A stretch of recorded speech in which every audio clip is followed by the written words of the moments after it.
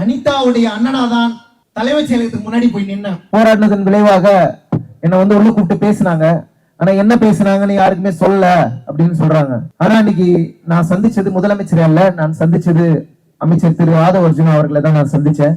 அவர் என்ன சொன்னார்னா, நீட்டை ரத்து செய்வது என்பது பார்லிமெண்ட்ல மெஜாரிட்டி இருந்தால் தான் முடியும். பார்லிமெண்ட்ல மெஜாரிட்டி இல்லாம நீட்டை ரத்து செய்ய முடியாது. எனவே நீங்க இந்த போராட்டத்துல ஏன் இறங்கினீங்க, இது உங்களுக்கு தேவையில்லாத விஷயம் அப்படின்னு சொல்லி அட்வைஸ் பண்ணி தான் அமிச்சாங்க. ஆனா முதலமைச்சரை சந்திக்கிறதுனால மட்டும் இந்த பிரச்சனை தீர்ந்து விடாது என்பது எனக்கு தெரியும்.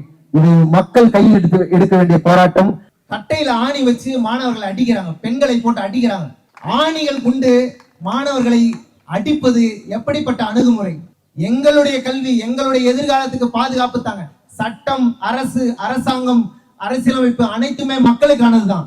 இந்த மக்களுக்கானது என்கின்ற அந்த அடிப்படை புரிதல் இல்லாத இந்த அரசாங்கம் போராடுகிற மாணவர்களை வன்முறையை ஏவி அவர்களை காயப்படுத்தி கொண்டிருக்கிறது. அந்த காயம் என்னால தாங்கிக்க முடியல, அதனாலதான் நான் இறங்கினேன்.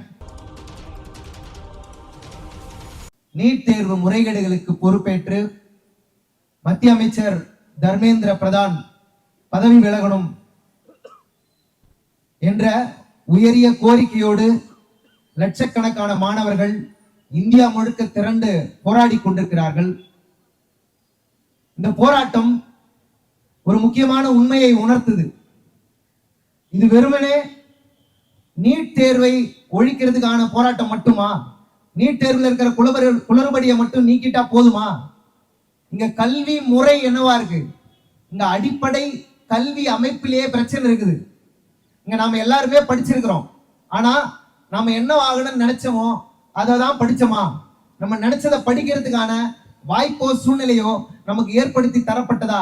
நீட்டுக்கு முன்னாடியே நான் இன்ஜினியரிங் படிச்சிருக்கிறேன். ஆனா அப்ப நான் ஏன் இன்ஜினியரிங் படிச்சேன்னா, எல்லாரும் இன்ஜினியரிங் படிச்சாங்க, அதனால நானும் படிச்சேன். அப்புறம் கொஞ்ச நாள் கழிச்சு group exam, civil service exam, ஏன் அதை நான் போய் படிச்சேன்னா, எல்லாரும் என்ன படிச்சாங்களோ அதை நான் படிச்சேன். நான் என்னவாகணும்னு விரும்புறனோ, நான் என்னவா நான் எனக்குள்ள என்ன தனி திறமை இருக்கோ அந்த திறமையை வளர்த்தெடுக்கின்ற ஒரு கல்வி அமைப்பு முறையே இங்க இல்லை. அப்படியான ஒரு கல்வி அமைப்பு முறை இல்லாதப்போ ஒரு மாணவனுக்கு தேர்வை பார்த்தும் ஆசிரியரை பார்த்தும் பாடத்திட்டத்தை பார்த்தும் பயமும் குழப்பமும் ஏற்படுவது மிக இயல்பான ஒன்று. அந்த குழப்பத்துக்கும் பயத்துக்கும் தான் பெற்றவங்க வந்து காசு கட்டிக்கிட்டு இருக்கிறாங்க பள்ளிக்கூடத்துல. ஆனா மாணவர்கள் அதை வெளியே சொல்லாம மதிப்பெண்களுக்காக நடத்தப்படுகின்ற தேர்வுகளை கண்டு பயந்து கொண்டு அதை சகித்துக் கொண்டிருந்த ஒரு தலைமுறை இன்னைக்கு வெடிச்சு எழுந்து நீட் போராட்டம் என்ற வழியா தேர்வுக்கு வந்திருக்கு. இந்த போராட்டத்தின் வழியா நீட் மட்டும் அல்லாது, நான் ஒரு போராட்டத்துல நான் ஒரு வீடியோ பார்த்தேன். ஒரு அம்மா வந்து சொல்றாங்க, ஒரு புள்ள அழுதாலே வந்து அது தாயால தாங்க முடியாது. ஒரு பிள்ளை காலில் ஆணி குத்தினாலே தாயால தாங்க முடியாது. ஆனா ஒரு பிள்ளை தற்கொலை செய்து கொள்வதை எப்படி ஒரு தாயால தாங்க முடியும்? எத்தனை குழந்தைகளை, எத்தனை மாணவர்களை நாம் இந்த நீட்டை எதிர்த்து, நீட் பயத்தினால நாம் இழந்திருக்கிறோம். ஒரு குழந்தை இறந்த பொழுதே இதை மிக கவனமாக கையில் எடுத்து இந்த அரசு செயல்பட்டிருக்கும் என்று சொன்னால், நீட்டை விலக்கி இருக்கும் என்று சொன்னால், இன்னைக்கு இத்தனை நூற்றுக்கணக்கான மாணவர்களை நாம் இழந்திருக்க மாட்டோம். சமூகமே சமமா இல்லைங்க. சமமா இல்லாத சமூகத்துல எல்லாருக்கும் சமமான தேர்வு எப்படி இருக்க முடியும்? ஒரு பந்தயம் நடக்குது. ஒரு பந்தயத்துல ஒருத்தன் வந்து 2000 கிலோமீட்டர்ல இருந்து ஓடி வரான், ஒருத்தன் 100 கிலோமீட்டர்ல இருந்து ஓடி வரான், ஒருத்தன் கோட்டுக்கு பக்கத்துல இருக்கிறான். இப்ப நான் இந்த கோடை வச்சுட்டேன், நீங்க எல்லாரும் இந்த பந்தயத்துல கலந்துக்கிட்டு நீங்க எல்லாரும் வந்து ஜெயிச்சிடலாம் அப்படின்னு சொன்னா, இந்த 2000 கிலோமீட்டர் தூரமா ஓடிக்கிட்டு இருந்தவனுக்கு எவ்வளவு வருத்தமும் வலியை ஏற்படும். அந்த வலியைத்தான் இந்த நீட் தேர்வை எதிர்கொண்டிருக்கும் மாணவர்கள் எதிர்கொண்டுட்டு இருக்கிறாங்க. நான் அனிதாவுடைய அண்ணனாதான் தலைமைச் செயலகத்துக்கு முன்னாடி போய் நின்னேன். ஆணிகள் கொண்டு மாணவர்களை அடிப்பது எப்படிப்பட்ட அணுகுமுறை? கட்டையில ஆணி வச்சு மாணவர்களை அடிக்கிறாங்க, பெண்களை போட்டு அடிக்கிறாங்க. அவங்க என்ன கேட்கிறாங்க? எங்களுடைய கல்வி, எங்களுடைய எதிர்காலத்துக்கு பாதுகாப்பு தாங்க. சட்டம், அரசு, அரசாங்கம், அரசியலமைப்பு அனைத்துமே மக்களுக்கானதுதான். இந்த மக்களுக்கானது என்கின்ற அந்த அடிப்படை புரிதல் இல்லாத இந்த அரசாங்கம் போராடுகிற மாணவர்களை வன்முறையை ஏவி அவர்களை காயப்படுத்தி கொண்டிருக்கிறது. அந்த காயம் என்னால தாங்கிக்க முடியல, அதனாலதான் நான் இறங்கினேன். அனிதா 10 ஆண்டுகளுக்கு முன்பாக நம்மிடம் எழுப்பிய கேள்விக்கு இன்றைக்கு வரைக்கும் நம்மிடத்திலே பதில் இல்லை. இது அனிதாவுடைய போராட்டம். நாம் அனைவரும் போராடி கொண்டிருப்பது அனிதாவுடைய போராட்டம்.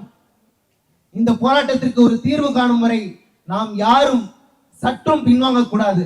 எனக்கு அன்னைக்கே புரிஞ்சிருச்சு, அரசாங்கத்திடம் முறையிடுவதன் மூலமாக இது நடைபெறாத ஒரு காரியம் என்பது. அரசியல்வாதிகளிடம் போய் நாம் நிற்கக்கூடாது என்பது. மக்களிடத்திலே மக்கள் அமைப்பாக, மக்களோடு மக்களாக நாம் இருக்க வேண்டும். அதற்காக என்னுடைய கலை வடிவத்திலும் சரி, என்னுடைய நேரடியான போராட்டத்திலும் சரி, நான் எப்போதும் துணை நிற்பேன். இந்த போராட்டம் வெல்ல வேண்டும். நீலம் பண்பாட்டு மையத்தின் இந்த போராட்டத்திற்கு என்னுடைய ஆதரவை முழுமையாக தெரிவித்துக் கொண்டு, இந்தியா முழுமைக்கும் போராடி கொண்டிருக்கின்ற காக்ரோச் ஜனதா பார்ட்டியினுடைய போராட்டத்திற்கு என்னுடைய முழு ஆதரவை நான் தெரிவித்துக் கொள்கின்றேன். இந்த மாணவர்களுடைய போராட்டம் வெல்ல வேண்டும். இந்த மாணவர்கள் தான் நம்முடைய எதிர்கால தலைமுறையினர். இந்த எதிர்கால தலைமுறையினரை நாம் சரியாக பாதுகாக்கும் போது நமக்கு ஒரு நல்ல நாடு கிடைக்கும். இந்த நாட்டை புதிய கல்விக் கொள்கையிலிருந்து, நீட்ல மட்டும் இந்த வெளியே வந்தா போதாது, புதிய கல்விக் கொள்கையை நாம் ரத்து செய்ய வேண்டும். புதிய கல்விக் கொள்கையின் மூலமாக இந்த தேர்வுகள்லாம் எதுக்கு வைக்கிறான்னு நினைக்கிறீங்க? அந்த காலத்துல நீ படிக்க கூடாதுன்னு சொன்னா அதுக்கு வச்சா சாதின்னு பேரு. இந்த ஜாதிகாரெல்லாம் படிக்க கூடாது, அவன் பள்ளிக்கூடத்துக்கே வரக்கூடாதுன்னு சொன்னான். இன்னைக்கு அதை நேரடியா சொல்ல முடியல. மக்கள் விழிப்புணர்வு அடைந்து விட்டோம். அதனால அவன் தேர்வுன்ற பேரை வச்சுன்னு வரான். புது புது பேர் வைக்கிறான், புது புது தேர்வு. ஆசிரியர் பணியிடங்களே இன்னும் நிரப்பாம இருக்கான். ஆசிரியர்களே இல்லைன்னா எப்படி மாணவர்கள் படிக்க முடியும்? ஆசிரியர்களே வேலைக்கு போராடி கொண்டிருக்கிறார்கள். அப்ப படிக்கிற மாணவர்களுடைய எதிர்காலம் எப்படி இருக்கும்? எனவே கல்வித்துறையில் மிகப்பெரிய சீர்திருத்தம் தேவைப்படுகிறது. அந்த சீர்திருத்தத்தின் துவக்கமாக இந்த போராட்டம், வரலாற்று சிறப்புமிக்க இந்த போராட்டம் அந்த திருப்பு முனையாக இருக்க வேண்டும் என்று சொல்லி நான் ஒரு பாட்டு மட்டும் பாடிட்டு போயிடுறேன்.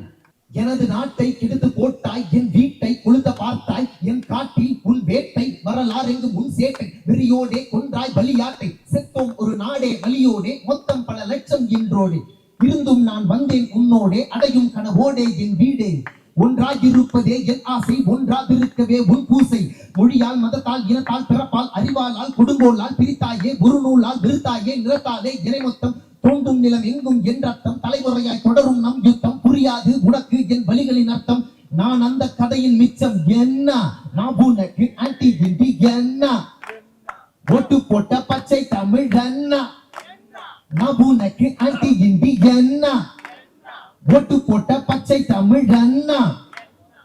ஐயோ இது கொடுமை, இனவாதம் இங்கொரு சிறுமை, பெருமைக்கென வாழ்வது மடமை, ஒரு தலைக்கணம் தூக்கி தூரத்தில் வைத்தமிழா, இது எல்லாரும் சமமா, இவன் எல்லாமே பொதுவா, நம் பண்பாடும் விடுவா, நாம் கேட்டு நிற்கிறோம் காவேரி தனியாயிருக்குதே, நம் சேரி உயிரை பறிக்குதே, உன் கல்வி விடமாயிருக்குதே, நம் கையில் உரிமை அதிகாரம் வெட்டுது வெங்காயம், அதை முடிக்க விழுக்கும் சாயம், அரசாங்கம் விற்குது சாராயம், அதனால் இறந்தவன் ஏராளம், செல்லாது 500 ஒரு கல்லாய் தமிழா நீ மாறு, இங்கே உன் ஆதாரு, அது இல்லா விட்டால் நீ யாரு, சும்மா கொடுக்கிற ரேஷன் அரிசி கல்லா கிடக்குது பாரு, அலசி புள்ள படிக்கிற அரசு பள்ளி, அப்ப குடிக்கிற கடைய தள்ளி, நீ கட்டும் வரிதான் வேண்டும், நீ சிந்தும் கண்ணீர் வேண்டாம், நீ என்பது ஓட்டு மட்டுமே, நாடு என்பது ரேட்டு மட்டுமே, என்ன நான் உனக்கு ஆன்டி இண்டி என்ன, ஓட்டு போட்ட பச்சை தமிழ் என்ன, நான் உனக்கு ஆன்டி இண்டி என்ன, ஓட்டு போட்ட பச்சை தமிழ் என்ன.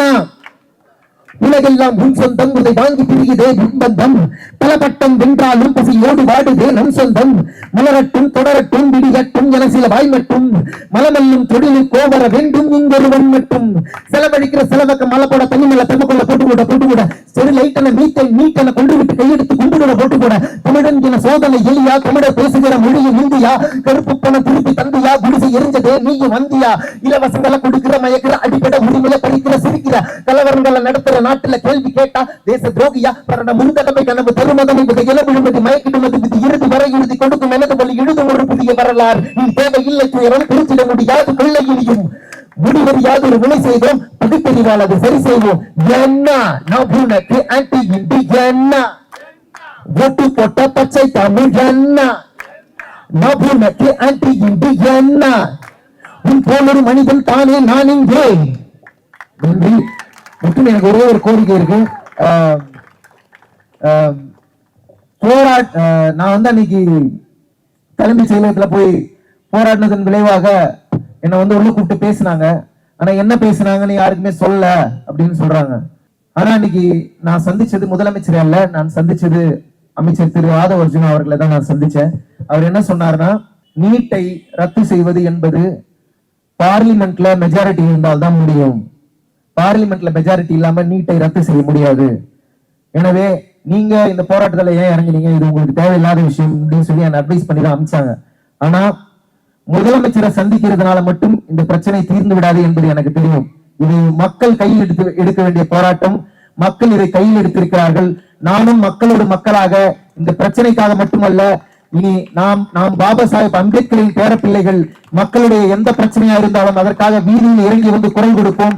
என்னுடைய குரல் மீண்டும் மீண்டும் மக்களுக்காக ஒலிக்கும் என்பதை தெரிவித்துக் கொண்டு ஜெய் பீம்.